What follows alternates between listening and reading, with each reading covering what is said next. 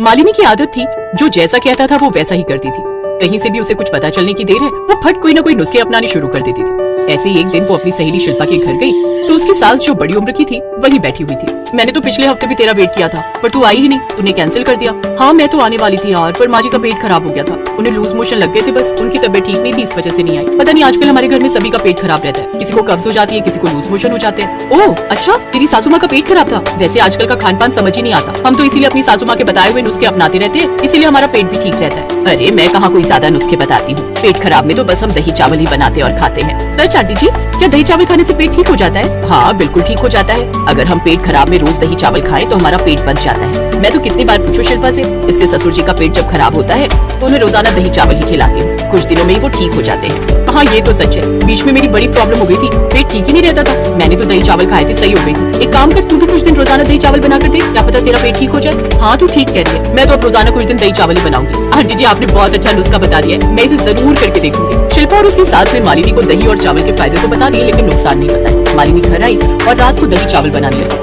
बहू कुछ हल्का ही बनाना। क्या बना रही हो? माँ जी मेरी सहेली है ना शिल्पा, उसके घर में ज्यादातर दही चावल बनते हैं जिससे सबका पेट सही रहता है, मैं भी दही चावल ही बना रही हूँ। अच्छा हाँ सुना तो मैंने भी है दही चावल के बारे में, पर बहू दिन के समय ज्यादा सही नहीं रहते, रात में दही चावल कभी। अरे कोई बात नहीं माँ जी, दिन हो या रात हो दही चावल होने चाहिए, मैंने बना दिए, देखना आपका पेट बिल्कुल सही हो जाएगा। उस रात मालिनी ने दही चावल बनाए। दही चावल से मालिनी की सास का पेट थोड़ा ठीक हुआ, इस वजह से उन्होंने भी मालिनी को कुछ नहीं बोला। बस अब अगले दिन जब मालिनी ने अपनी सास को फर्क देखा तो उसने फिर से दही चावल बना दिए और सिर्फ अपनी सास को ही नहीं सबको दही चावल खाने के लिए बोला। एक शाम जब निखिल घर आया तो वो बहुत गुस्सा हुआ। मालिनी तुमने आज लंच में मुझे क्या दिया था, कुछ पता भी है? क्या दिया था? दही चावल दिए थे। क्यों खाए नहीं? इतने तो टेस्टी बने थे। खा लिए थे, पर तुम पिछले 2 दिन से मुझे लंच में दही चावल ही क्यों दे रही हो? दही चावल पेट के लिए अच्छा होता है, इससे पेट बंधा रहता है, ठीक रहता है, इसीलिए दही चावल दिए थे। पता नहीं तुम भी ना क्या क्या सीख कर आ जाती हो। अच्छा रात में क्या बना रही हो, कुछ अच्छा बना लेना ठीक है? रात में भी दही चावल बना रही हो? क्या रात में फिर से दही चावल? मैं बिल्कुल नहीं खाने वाला, बता रहा हूँ। तुम मेरे लिए वो भिंडी रखी है वो बना दो। मेरे बस की नहीं है, भिंडी को पहले धोऊं फिर काटूं फिर बनाऊं, मैं खाना बनाकर आ चुकी हूँ, भूख लगेगी तो दही चावल खा ले, मैं कमरे में टीवी देखने जा रही हूँ। माँ तुमने कुछ खाया और बाबूजी आपने?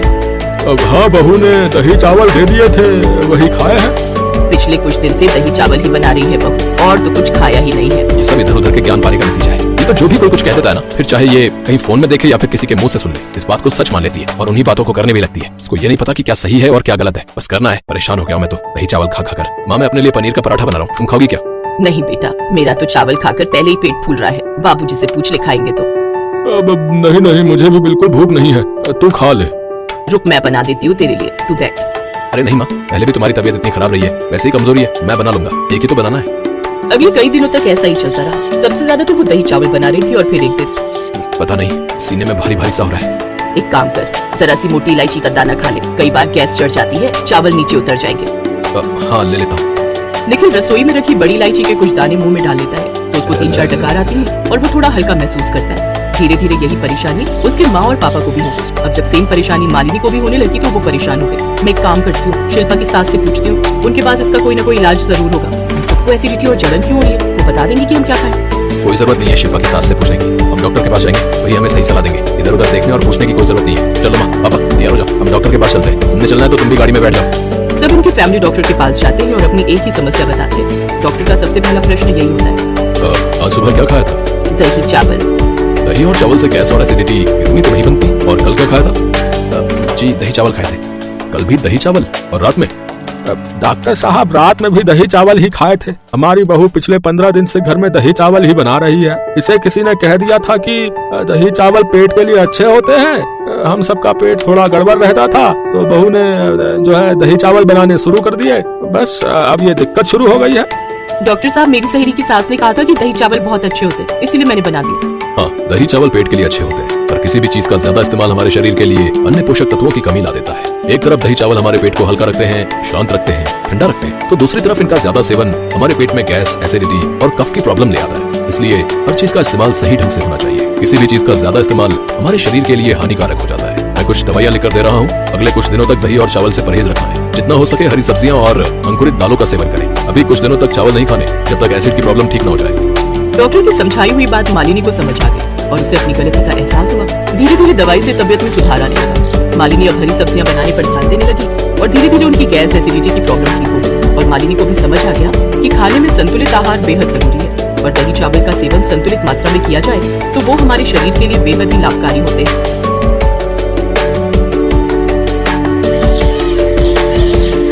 माँ जल्दी करो ना, भूख के मारे पेट में दर्द हो रहा है। हाँ हाँ ला रही हूँ, ज्यादा नौटंकी मत कर। अरे नौटंकी नहीं कर रहा, सचमुच भूख लगी है। बस हो ही गया। अच्छा ये तो बता आज मैंने क्या बनाया है खाने में। क्या माँ, यहाँ तक खुशबू आ रही है। अच्छा तो फिर बताना क्या बनाया है मैंने। कड़ी चावल बनाया है ना, मुझे पता है, अब जल्दी से ले आओ बस। इसके बाद नम्रता ने मुस्कुराते हुए गरम गरम कढ़ी चावल अपने बेटे कुशल की थाली में परोस दिए, जिन्हें देखकर कुशल के मुंह में पानी आने लगा। फिर कुशल ने जैसे ही पहला निवाला खाया तो उसने आंखें बंद करके कहा, भाई मजा ही आ गया माँ, सच में। लेकिन अगर आप थोड़ी देर और लगाती ना तो कसम से मैं मैगी बनाकर खा लेता। अच्छा माँ को धमकी दे रहा है। बेटा ये जोर बस मुझ पर ही चल रहा है तेरा। एक बार पत्नी आ गई ना, सारी अक्ल ठिकाने आ जाएगी तेरी। क्या माँ, जब देखो शादी बहू पत्नी। अरे मुझे नहीं करनी अभी शादी वादी, ऐसे ही ठीक हूँ मैं। अच्छा मतलब क्या सारी उम्र मैं रसोई में ही लगी रहूंगी। अरे शादी करके बहू ले आओ और फिर जब वो कढ़ी चावल बनाकर लाएगी तब मैं भी आराम से बैठ कर खा लूंगी।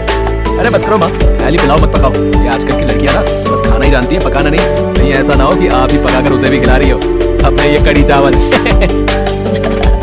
चुप कर बदमाश, शुभ शुभ बोल। हे भगवान, जो भी लड़की मेरे घर की बहू बने उसे बढ़िया से कढ़ी चावल बनाने आते हो। इतनी मुराद तो मेरी पूरी कर ही देना प्रभु। एक तरफ जहाँ नम्रता और उसका बेटा कुशल मजे से कढ़ी चावल खा रहे थे तो वहीं दूसरे शहर के एक घर में। माँ आज खाने में क्या बनाओगी। सोच रही हूँ कढ़ी चावल बना लूं। क्या? अगर आप कढ़ी चावल बनाओगी ना तो सच बता रही हूँ मैं फिर शबाना के घर चली जाऊंगी, वहीं खाऊंगी वहीं रहूंगी। अच्छा बाबा ठीक है, पर एक बात तो बता, तेरी ऐसी भी क्या दुश्मनी है कढ़ी चावल से। चावल से नहीं है, पर मुझे कढ़ी बिल्कुल पसंद नहीं है क्योंकि वो दही से बनती है और छी, दही में कीड़े होते हैं ना। किसने कहा तुझे? हमें तो आज तक दिखाई नहीं दिए। अरे वो ऐसे नहीं दिखते, माइक्रोस्कोप से दिखते हैं। खैर मैं ना दही खाऊंगी और ना ही दही से बनी कोई चीज। अब सच सच बताओ क्या बनाया है। भिंडी और दाल रोटी बनाई है। मुझे पता था कि आप जानबूझकर मुझे छेड़ रही हो, पर ऐसा नहीं करते हैं बेटी। कल को तू अपने ससुराल जाएगी और वहाँ लोग तुझे कढ़ी चावल बनाने और खाने को बोलेंगे तो फिर क्या करेगी। मैं ना बनाऊंगी और ना खाऊंगी, बात साफ है माँ। एक तरफ नम्रता थी जिसे कढ़ी चावल बहुत ही ज्यादा पसंद है, तो दूसरी तरफ मानसी जो कढ़ी और दही के नाम से ही चिढ़ती थी। यानी दोनों एक दूसरे से बिल्कुल अलग, लेकिन ऊपर वाले ने तो कुछ और ही सोचा था इनके। इत्तेफाक से कुशल और मानसी एक ही कॉलेज में पढ़ते थे और दोनों में पहले दोस्ती और फिर प्यार हुआ। दोनों एक दूसरे से शादी करने का फैसला कर चुके थे और इस रिश्ते से दोनों ही परिवार खुश थे। शादी के बाद मानसी अपनी रसोई में सब कुछ बनाती, सिवाय कढ़ी चावल के। और फिर एक दिन, अरे मानसी आज खाने में क्या बनाओगी। माँ जी सोच रही हूँ कुछ अच्छा सा बना लूं। हाँ तो एक काम करो, कढ़ी चावल बना लो। कढ़ी चावल? हाँ क्या हुआ। वो माँ जी मैं तो भूल ही गई, मैंने तो दाल चढ़ा भी दी गैस पर, तो कढ़ी चावल फिर कभी बना लेंगे, ठीक है ना। अच्छा चलो ठीक है फिर।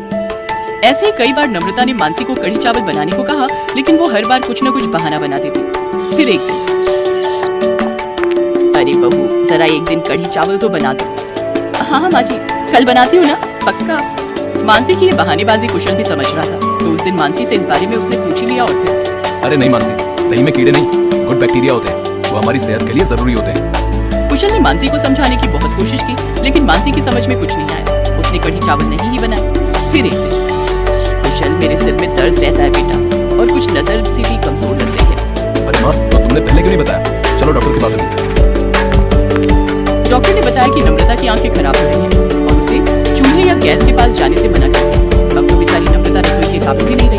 धीरे धीरे उसकी तबीयत बिगड़ने लगी। देखिए आपकी माता जी अब काफी कमजोर हो गई हैं। ऐसा लगता है कि इन्होंने जीने की इच्छा ही छोड़ दी है। ऐसे तो ज्यादा दिन नहीं चल पाएंगे, आप लोग बस इनकी सेवा करो।